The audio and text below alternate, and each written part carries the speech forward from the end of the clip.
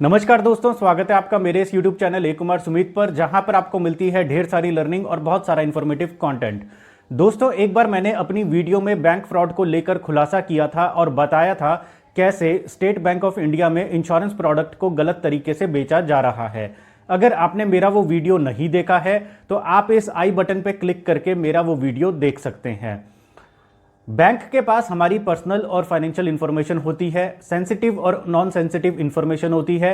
हमारा नाम, हमारा फ़ोन नंबर, हमारी डेट ऑफ बर्थ, हमारा एड्रेस, हमारी ईमेल आईडी, हमारा पैन नंबर, हमारा आधार नंबर, हमारे बहुत सारे डॉक्यूमेंट्स। और बैंक के पास हमारी बैंक डिटेल्स तो होती ही है, बल्कि बैंक के पास हमारे पैसे भी होते हैं।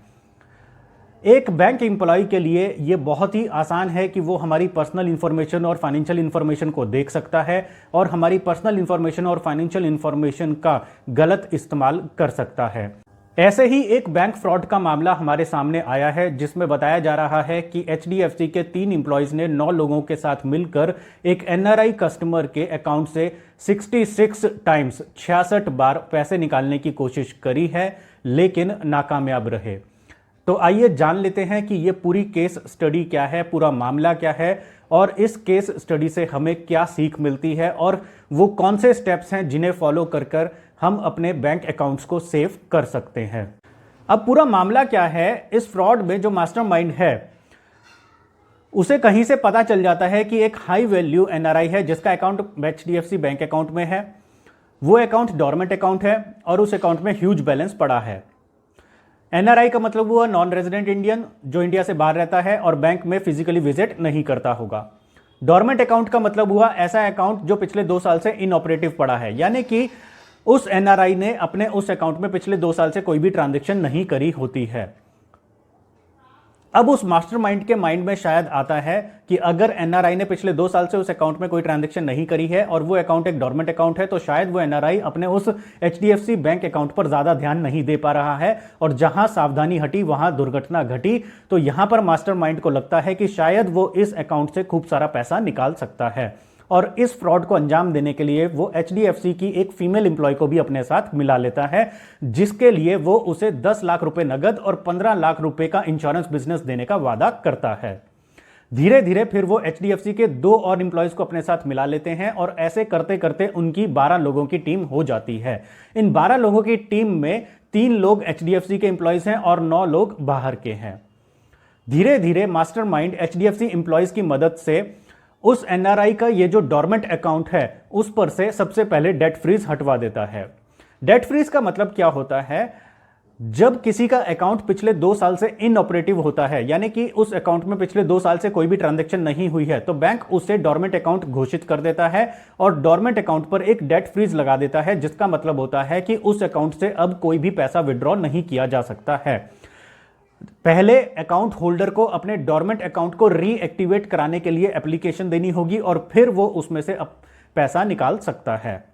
तो मास्टरमाइंड सबसे पहले HDFC एम्प्लॉयज की मदद से उस डोरमेंट अकाउंट पर से डेट फ्रीज हटवा देता है और फिर HDFC एम्प्लॉयज की मदद से NRI की KYC डिटेल्स में जो फोन नंबर उसका दर्ज हो रखा होता है उस फोन नंबर को जान लेता है और उस NRI के फोन नंबर जैसा ही एक फोन नंबर खरीद लेता है और फिर HDFC एम्प्लॉयज की मदद से वो KYC में अपने फोन नंबर को अपडेट करने की कोशिश करता है और HDFC एम्प्लॉयज की मदद से उस अकाउंट पर एक चेकबुक भी इशू करवा लेता है और उन चेक्स की मदद से उस अकाउंट से पैसे निकालने की कोशिश करता है। HDFC को उस अकाउंट में सस्पिशियस ट्रांजैक्शंस नजर आने लगती हैं और वो साइबर क्राइम में एक केस दर्ज कराती हैं। इन्वेस्टिगेशन में ये सभी 12 लोग पकड़े जाते हैं और इस तरह से फ्रॉड होने से बच जाता है। तो दोस्तों, इस केस स्टडी से हमें पता चलता है कि बैंक एम्प्लॉयज फ्रॉड कर सकते हैं, वो हमारी पर्सनल और फाइनेंशियल डिटेल्स का मिसयूज कर सकते हैं। देखिए, स्टेट बैंक ऑफ इंडिया गलत नहीं है, HDFC बैंक गलत नहीं है, लेकिन जब एक सिस्टम में 1000, 500, 2000, 70,000, 50,000 लोग काम करते हैं तो जरूरी नहीं है कि 100% सभी लोग ईमानदार होंगे, उनमें कुछ बेईमान भी हो सकते हैं। तो इसीलिए हमें अपने बैंक अकाउंट की सेफ्टी खुद करनी होगी। तो दोस्तों, हमें अपने बैंक अकाउंट की सेफ्टी के लिए हमें अपने बैंक अकाउंट को ऑनलाइन खोलकर रेगुलरली मॉनिटर करते रहना चाहिए।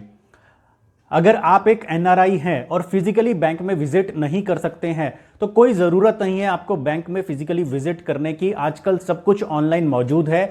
आप बस 2-4 मिनट का समय निकालकर अपने बैंक अकाउंट को रेगुलरली ऑनलाइन ओपन करके क्लोजली मॉनिटर करते रहिए और देखते रहिए कि कहीं उसमें कोई सस्पिशियस ट्रांजैक्शन तो नहीं है। आपका बैंक बैलेंस बिल्कुल ठीक है, आपकी प्रोफाइल डिटेल्स बिल्कुल ठीक है, आपकी प्रोफाइल डिटेल्स में आपका फोन नंबर ठीक है, आपकी ईमेल आईडी ठीक है, आपका एड्रेस ठीक है, आपकी सभी डिटेल्स ठीक हैं या नहीं। और अगर आपको कोई सस्पिशियस ट्रांजैक्शन नजर आती है, आपको लगता है कि आपकी प्रोफाइल डिटेल्स में कुछ छेड़खानी हुई है, तो आप तुरंत बैंक को इन्फॉर्म करें और बैंक के साथ संपर्क बनाकर अपने बैंक अकाउंट को सेव करें।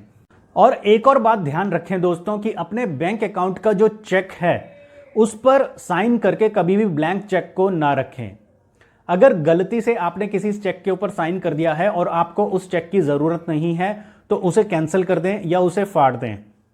क्योंकि कई बार क्या होता है कि अगर हमने अपने ब्लैंक चेक के ऊपर गलती से साइन कर दिया और फिर हमें उस चेक की जरूरत नहीं है और हम सोचते हैं कि इस चेक का हम आगे चल के कभी इस्तेमाल कर लेंगे, तो हो सकता है वो चेक हमसे मिसप्लेस हो जाए और वो चेक अगर गलत हाथों में पड़ जाएगा तो वो उसका गलत इस्तेमाल करके हमारे अकाउंट से पैसे निकाल सकता है, क्योंकि उस चेक के ऊपर हमारे सिग्नेचर हो रखे हैं।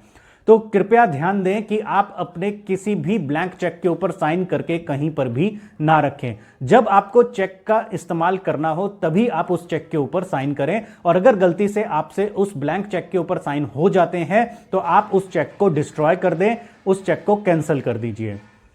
और अगर आपसे कोई चेक मिसप्लेस हो जाता है तो तुरंत आप ऑनलाइन अपने बैंक अकाउंट को ओपन करके स्टॉप चेक की रिक्वेस्ट डाल सकते हैं।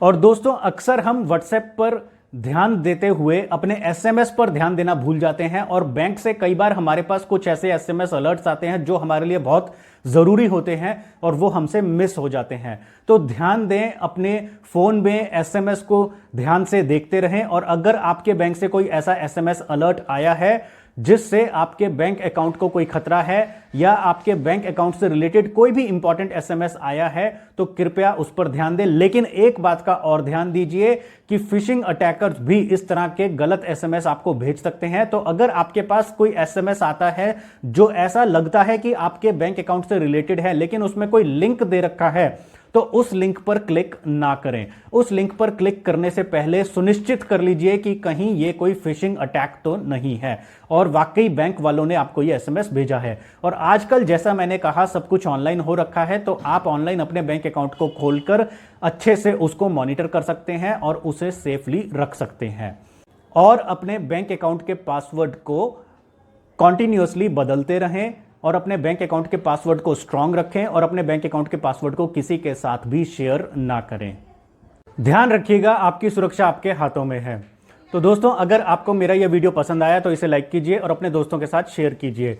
और अगर अभी तक आपने मेरे इस चैनल ए कुमार सुमित को सब्सक्राइब नहीं किया है तो इसे जल्द ही सब्सक्राइब कर लीजिए और नोटिफिकेशन बेल आइकन को प्रेस करके ऑल पर क्लिक कर दीजिएगा। इससे आपको मेरी नेक्स्ट वीडियोस की नोटिफिकेशन मिलती रहेगी। मैं आपके लिए अपने इस चैनल ए कुमार सुमित पर एजुकेशनल, इन्फॉर्मेशनल और मोटिवेशनल वीडियोस बनाता रहता हूं। तो दोस्तों, मिलते हैं एक और ऐसे इन्फॉर्मेशनल कंटेंट के साथ अपनी अगली वीडियो में। तब तक के लिए see you, bye bye, take care, God bless you.